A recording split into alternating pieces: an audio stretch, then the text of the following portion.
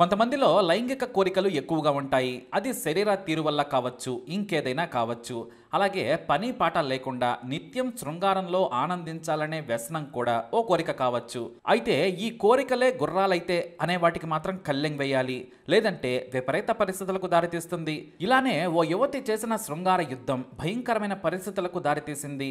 ఆమెకు నిత్యం శృంగారం కావాలి, మగాడి స్పర్శ లేకుండా క్షణం కూడా బ్రతకలేదు. అందం ఉంది, వయస్సుంది, అందుకే చిన్న వయసులోనే పెళ్లి చేసుకుంది. ఆమె పేరు సెల్వి. ఉండేది తమిళనాడులోని తేని జిల్లా అండిపట్టిలోని పప్పుమాళ్ వీధి. వీధితో సహా ఎందుకు చెబుతున్నానంటే ఈ వీధి ఈమె వల్ల ఫేమస్ కూడా అయిపోయింది. ఇక సెల్వికి 19 ఏళ్ల వయసులోనే సురేష్ అనే యువకుడితో పెళ్ళైంది. కొన్నాళ్ల పాటు బాగానే ఉన్నారు. వారికి కొడుకు కూతురు పుట్టారు. 6 ఏళ్లు కాపురం సాఫీగానే సాగింది. కానీ ఆమెకు శృంగార పిచ్చి ఎక్కువ. కాస్త విరామం దొరికితే చాలు భర్త తన పక్కనే ఉండాలనుకుంటుంది. సరసాలతో శృంగార సంతోషంలో ప్రయాణించాలనేది సెల్వి తపన. జీవితం వేరు, కోరికలు వేరు. దుండిగల్లోని ఒక ప్రముఖ క్యాటరింగ్ సంస్థలో సురేష్ పనిచేస్తూ ఉంటాడు. అతనే అక్కడ ఫుడ్ టేస్ట్ డిపార్ట్మెంట్కి హెడ్. మంచి రుచితో వంటలు చేయించడంలో సురేష్ దిట్ట. చూస్తుండగానే బాగా సంపాదన మొదలుపెట్టాడు. మరోవైపు సెల్వికి నర్సు ఉద్యోగం వచ్చింది. అండిపట్టి ప్రభుత్వ ఆసుపత్రిలో జాయిన్ అయింది. పిల్లలు పుట్టి మంచి భర్త ఉన్నా కూడా ఇక ఆ ఆసుపత్రిలో చేరగానే మొదటిసారి ఆమె అందాన్ని చూసి ఓ డాక్టర్ సెల్వి మీద కన్నేశాడు. ఇక సెల్వికి కూడా కావాల్సింది అదే.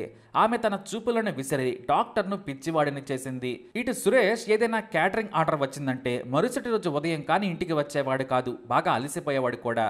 సీజన్ టైంలో సురేష్ ఎప్పుడు వచ్చేవాడో, ఎప్పుడు ఇంటి నుంచి వెళ్లేవాడో కూడా భార్య పిల్లలకు తెలిసేది కాదు. దీంతో కొన్నాళ్ల పాటు శృంగార కోరికలను అణుచుకున్న ఆ తర్వాత బరి తెగించేసింది. డాక్టర్తో మొదటిసారి అక్రమ బంధం పెట్టుకుంది సెల్వి. భార్యా పిల్లలను వేరే చోట ఉంచిన ఆ సదరు డాక్టర్ ఓ ఇంటిని అద్దెకు తీసుకొని ఒంటరిగా ఉండేవాడు. ఇక పిల్లలను తల్లి దగ్గర వదిలేసి సెల్వి డాక్టర్తో ప్రతిరోజు ఎంజాయ్ చేసేది.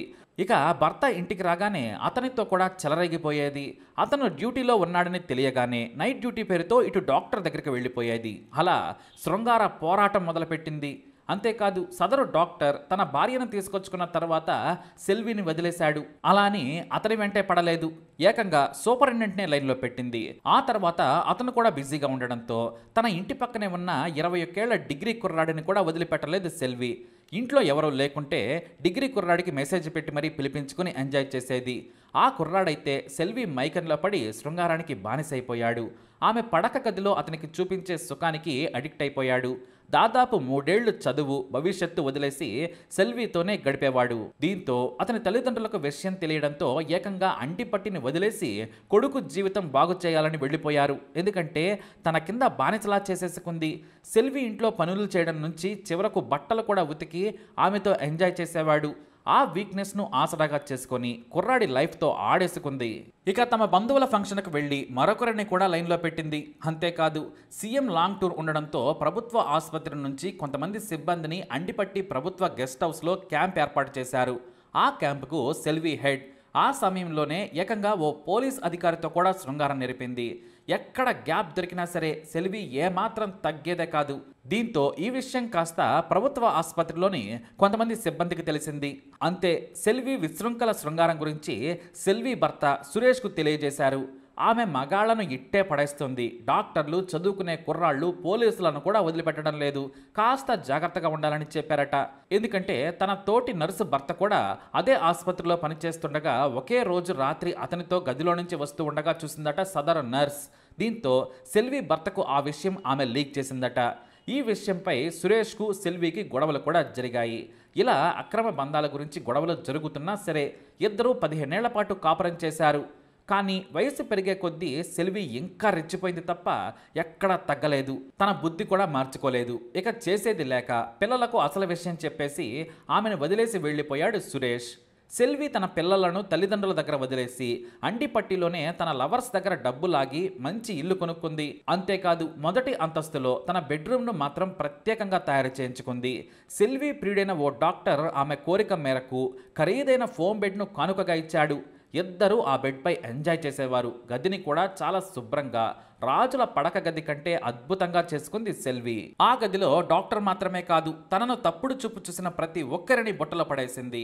ఎవరైతే సెల్విని చూసి రొమాంటిక్గా మాట్లాడుతారో వారిని డైరెక్ట్గా పడక గదిలోకి లాక్కెళ్ళిపోయేది సెల్వి. ఆమెకు ప్రతి రాత్రి శోభనం రాత్రిలానే ఉండాలి. అదే ఆమె దగ్గరకు వచ్చిన వారికి కొత్త సంతోషాన్ని, సరికొత్త స్వర్గాన్ని చూపిస్తోంది. అందుకే సెల్వి స్పర్శ తాకిన మగాడు ఆమెకు అంత తొందరగా దూరం కాడు. సెల్వితో ఎంజాయ్ చేయాలంటే ఆమె ఇంటికి వెళ్తే చాలు, హాయిగా మందు బిర్యానీ తింటూ ఎంజాయ్ చేయొచ్చు అనుకుంటారు. అలా భర్తతో విడిపోయిన కొన్నాళ్లకే దాదాపు 150 మందితో అక్రమ బంధం పెట్టుకుంది సెల్వి. ఆమె ఇంట్లో ఎప్పుడూ కనీసం 100 నుంచి 500 కండములు సిద్ధంగా ఉంటాయి. వేర్వేరు ఖరీదైన ఫ్లేవర్స్ తెప్పించి పెడుతుంది. మరీ ముఖ్యంగా కొంతమంది స్పెషల్ లవర్స్ వాటిని ముందే తెచ్చి అక్కడ పోస్తారు. ఎంతలా అంటే విదేశీ ప్యాకెట్లు కూడా ఆమె కోసం ప్రత్యేకంగా తెచ్చిన లవర్స్ ఉన్నారంటే ఆశ్చర్యమే కాదు. అయితే ఇంత బరితెగించినా కూడా ఎవరితోనైనా సరే ప్రొటెక్షన్ లేకుండా మాత్రం శృంగారంలో పాల్గొనదు సెల్వి. నర్సుగా తనకొచ్చే జీతం తక్కువ, కానీ లైఫ్ మాత్రం డాక్టర్ల కంటే రిచ్గా ఉంటుంది. అయితే వయసు మీద పడిన తర్వాత రూట్ మార్చింది సెల్వి. వందల మందితో శృంగారాన్ని కొన్ని వేల సార్లు ఎంజాయ్ చేసింది. దాదాపు 150 మంది రెగ్యులర్గా ఆమెకు టచ్లో ఉండేవారు. ముందే ఆ రోజు ఎవరో ఫోన్ చేస్తే వారికి అపాయింట్మెంట్ ఇచ్చేది. తన డ్యూటీ పూర్తి చేసుకుని వచ్చిందంటే చాలు, ఇంటి పనిని పని మనిషితో చేయించుకొని ఉదయాన్నే పంపించేస్తుంది. సాయంత్రం ఆమె ఇంటికి లవర్ ఖచ్చితంగా దిగుతాడంతే. ఒంటరిగా పడుకోవడం అనేది సెల్వి డిక్షనరీలోనే లేదు. అయితే పిల్లలు పెద్దయ్యారు. కూతురు కూడా పెళ్లి చేసుకుని భర్త దగ్గరకు వెళ్ళిపోయింది. కొడుకు చదువు కోసం వేరే పట్టణంలో ఉంటున్నాడు. వయసు మీద పడ్డ తర్వాత శృంగారాన్ని అడ్డం పెట్టుకుని డబ్బులు వెనకేయాలనుకుంది సెల్వి. కొత్తలో కేవలం తన సంతోషం కోసం ఫ్రీగా ఎవరు దొరికితే వాడిని పిలిపించుకుని ఎంజాయ్ చేసేది. కాకపోతే 45 ఏళ్ళు దాటిన తర్వాత వీక్గా ఉన్న లవర్స్ నుంచి లక్షలకు లక్షలు వసూలు చేయడం మొదలుపెట్టింది. ఇల్లు కోసమని, లేదంటే అప్పులున్నాయని డబ్బులు అడిగేది. తనకు నగలు కావాలని పోలీసులు, డాక్టర్లు, చోటా నాయకులతో ఎంజాయ్ చేస్తూ వసూళ్ల పర్వం మొదలుపెట్టింది. అయితే సరిగ్గా అదే సమయంలో ఆమె సొంత ఊరైన అండిపట్టి నుంచి ఆమెకు కొడంగిపట్టికి బదిలీ జరిగింది. తన లవర్స్తో పైరవీ చేసినా బదిలీ ఆగలేదు. దీంతో అండిపట్టి నుంచి ఆమె బలవంతంగా కొడంగిపట్టికి బదిలీ కావాల్సి వచ్చింది. అయితే ఎక్కడికి వెళ్ళినా సరే సెల్వి ఫస్ట్ టార్గెట్ దిట్టంగా ఉన్న కత్తి లాంటి మగాడిని బుట్టలో వేసుకోవటం. ఇక అక్కడ కూడా కొత్తగా పెళ్లైన రామచంద్ర ప్రభు అనే ఉద్యోగిని బుట్టలో వేసుకుంది సెల్వి. అతని వయసు 30 ఏళ్ళు, సెల్వి వయసు 45. కానీ ఫిగర్ను, గ్లామర్ను మెయింటైన్ చేసే సెల్వికి రామచంద్ర ప్రభువును తన ఒళ్ళో వాలేలా చేయడం చిటికలో పని. అదే చేసింది కూడా. ఈ రామచంద్ర ప్రభువునే టార్గెట్ చేయడం వెనుక వయసుతో పాటు అతనికి చాలా ఆస్తి కూడా ఉంది. పైగా కొడంగిపట్టికి బదిలీ అయిన తర్వాత ఒక ఇంటిని అద్దెకి తీసుకున్న సెల్వి నిత్యం తన ప్రియుడిని అక్కడకు పిలిపించుకునేది. అతనేమో కొత్త పెళ్ళాం ఉన్నా సరే ఏజీ బారైన సెల్వి చూపించే కసి ప్రేమకు బానిసయ్యాడు. ఆ వీక్నెస్తో ఇల్లు కట్టుకుంటానని మాయమాటలు చెబితే 10 లక్షలు ఇచ్చేశాడు. ఆ తర్వాత వేలకు వేలు సమర్పించాడు కూడా. అతని అకౌంట్లో నుంచి డబ్బులు మొత్తం ఖాళీ అయ్యాయి. చివరకు భార్య నగలను కూడా తాకట్టు పెట్టాడు. దీంతో కొత్త పెళ్ళాం తన భర్తపై నిఘా పెట్టడంతో ఈ విషయం గుట్టు రట్టయింది. రామచంద్ర ప్రభు బంధువులు కొడంగిపట్టి ఆసుపత్రి సూపరింటెండెంట్కు విషయం చెప్పి గొడవ చేశారు. తన భర్త దగ్గరున్న డబ్బులను ఇప్పించాలని కోరడంతో ఆమె తనకు డబ్బులు ఇవ్వలేనని తెగించి చెప్పింది. ప్రతిరోజు ఒంటరిగా ఉంటున్న నా ఇంటికి వచ్చి అసభ్యంగా ప్రవర్తించాడు. నాకు మాయ మాటలు చెప్పి లొంగ తీసుకున్నాడని కబుర్లు చెప్పింది. నా దగ్గరే డబ్బులు తీసుకున్నాడని కహానీలు చెప్పింది. కానీ అతని అకౌంట్ నుంచి డబ్బులు నేరుగా సెల్వి అకౌంట్కి ట్రాన్స్ఫర్ అయ్యాయి. వాటిని ఆధారంగా చూపించడంతో సెల్వి నోరు మూతపడింది. ఇక ఆసుపత్రి అధికారులు చేసేది లేక సెల్విని మళ్ళీ అండిపట్టికి బదిలీ చేశారు. అలా అండిపట్టికి మళ్ళీ చేరుకుంది. తన సొంత ఊళ్ళో ఆమెకు ఇంకా హాయిగా ఉంటుంది. ఇక సెల్వి తోడు అలవాటైన 100 మంది ఫోన్లు చేసి వస్తున్నామని చెప్పేవారు. కానీ శృంగారంలో గట్టితనం కంటే పాకెట్ బలంగా ఉన్నవారనే దగ్గరకు రానిచ్చేది సెల్వి. అలా రోజుకో కొత్త వ్యక్తితో ఎంజాయ్ చేసేది. అయితే రామచంద్ర ప్రభు మాత్రం సెల్వి గురించి పూర్తిగా తెలుసుకొని కళ్ళు తెరిచాడు. తానిచ్చిన డబ్బులు తిరిగి ఇవ్వాలని బలవంతం చేయడం మొదలుపెట్టాడు. అయితే సెల్వి మాత్రం తన దగ్గర లేవని, రిటైర్మెంట్ అయ్యాక ఇస్తానని చెప్పేది. రామచంద్ర ప్రభు ఒప్పుకునేవాడు కాదు. వెంటనే ఇస్తానని చెప్పి తీసుకున్నావని తిట్టేవాడు. ఇద్దరి మధ్య గొడవలు ముదిరిపోయాయి. నువ్వు నా దగ్గర ఎన్నోసార్లు 1.5 పాటు గడిపావు, వాటికి లెక్కలేస్తే నువ్వే నాకు డబ్బులు ఇవ్వాలని అసలు విషయం చెప్పింది. దీంతో రగిలిపోయిన రామచంద్ర ప్రభు నవంబర్ 24, 2021న సెల్వి ఇంటికి వెళ్ళాడు. ఆదివారం కావడంతో ఇంట్లోనే ఉంటుందని గ్రహించి ఉదయమే వచ్చాడు. అప్పటికే ఆమె లవర్ ఇంట్లో ఉన్నాడు. రామచంద్ర ప్రభు రాగానే తన డబ్బులు ఇవ్వాలని గొడవ పెట్టుకోవడంతో సెల్వి ప్రియుడి ఇంట్లో నుంచి వెళ్ళిపోయాడు. ఇద్దరికీ కాసేపు గొడవ జరిగింది. తాను ఇవ్వనని తెగేసి చెప్పింది. నన్ను వాడుకున్నందుకు నీ డబ్బులకు బాకీ తీరిపోయిందని సెల్వి చెప్పింది. దీంతో ఆవేశంలో ఆమెను గట్టిగా పట్టుకుని తలను పదే పదే గోడకు బాదాడు రామచంద్ర ప్రభు.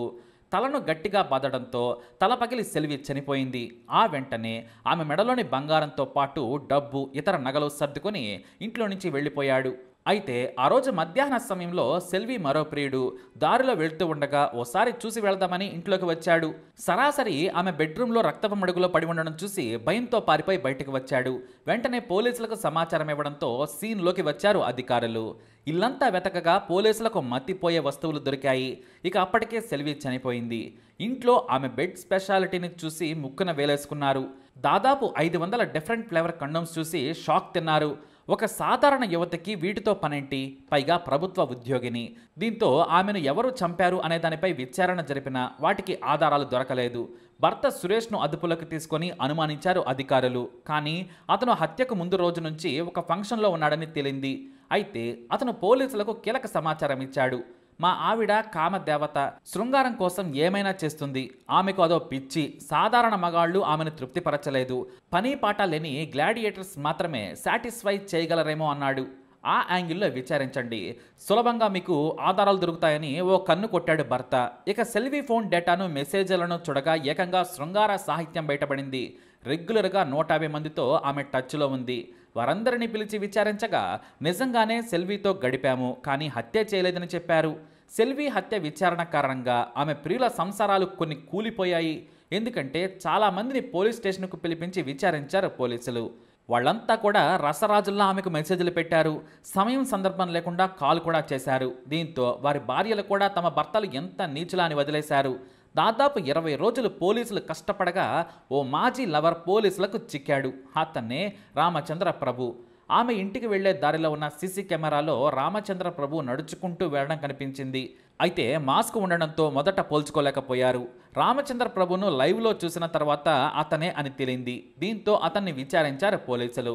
అయితే ఆమెకు నాకు సంబంధం ఉన్నమాట నిజమే, కానీ హత్య చేసేంత దుర్మార్గుడిని కాదన్నాడు. కానీ రామచంద్ర ప్రభు భార్య మాత్రం అసలు విషయం చెప్పింది. వారి అక్రమ బంధంతో పాటు వారిద్దరి మధ్య ఉన్న వివాదాన్ని కూడా పోలీసులకు పోసగుచ్చినట్లు చెప్పింది. ఇక పోలీసులు అతని అకౌంట్ను పరిశీలించగా రామచంద్ర ప్రభుకు మరో 5-6 మహిళలతో సంబంధం ఉన్నట్లుగా కూడా గుర్తించారు. వెంటనే తమదైన శైలిలో విచారించడంతో తన దగ్గర లక్షల సొమ్ము తీసుకుని ఎగ్గొట్టింది. గొడవ సమయంలో ఆవేశం ఆపుకోలేక చంపానని చెప్పాడు. అంతేకాదు ఆమెలోని శృంగార యాంగిల్స్ని కూడా చెప్పాడు. ఇక ఈ రామచంద్ర ప్రభు పేరుకు, చేసే పనులకు ఎలాంటి సంబంధం లేదని పోలీసులు ఫైర్ అయ్యారు. అలాగే సెల్వి మితిమీరిన శృంగార పిచ్చే హత్యకు దారితీసిందని కూడా తేల్చారు. ఈ ఘటన తమిళనాడులో సంచలనం సృష్టించింది. శృంగారం కోసం మరి ఇంతలా బరి తెగిస్తారా అని అంతా ముక్కున వేలేసుకున్నారు కూడా. మరి సెల్వి చేసిన యుద్ధంపై మీ అభిప్రాయాన్ని కామెంట్ ద్వారా తెలియజేయండి. అలాగే ఇలాంటి ఇన్ఫర్మేషన్స్ కోసం వీడియోని లైక్ చేయండి, షేర్ చేయండి, మా ఛానల్ని సబ్స్క్రైబ్ చేసుకోండి.